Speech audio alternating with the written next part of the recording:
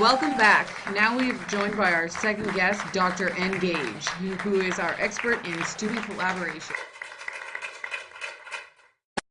Thank you, Oprah. Let me start by saying classrooms are collections of racial, ethnic, and cultural groups. This diversity is a resource. Group activities recognize the cultural and linguistic diversities that students have as they enter the classroom.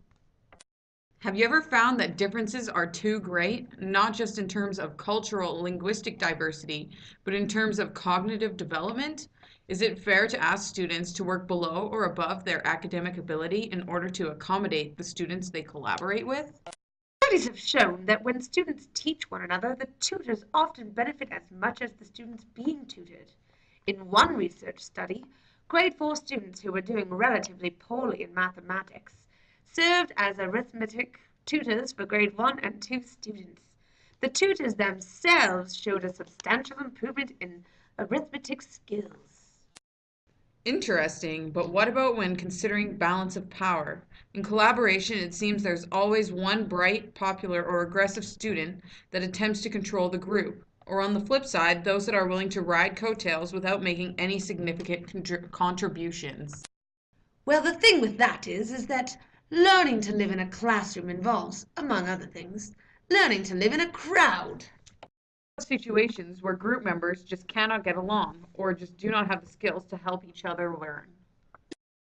Unfortunately, a big part of life involves dealing with people, and we are not always going to get along with everyone. It is important that we immerse students into these social situations at a young age in order to prepare them for dealing with social situations in the future. Students can learn from each other and in the process form connections with each other. Most students do not want to disappoint their peers once connections have been made and will ergo work hard within the group.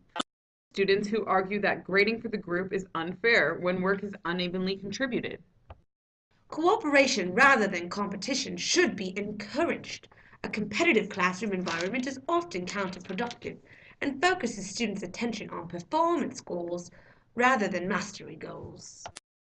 Competition also creates a situation in which most students become losers rather than winners. Finally, when students consistently see others performing more successfully than themselves, they are likely to contribute their own failures to a lack of ability. Well, based on your research, it appears collaboration is an effective strategy for learning in the classroom. I'd like to end by a quote by Professor Loris Malaguzzi, who was the inspiration behind the Reggio Emilia approach of education.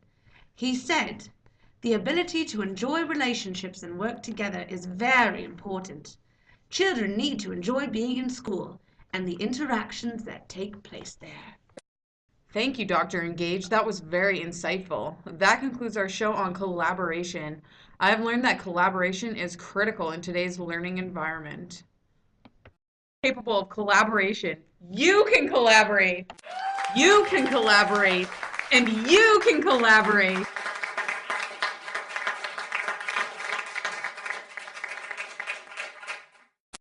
Everybody can collaborate!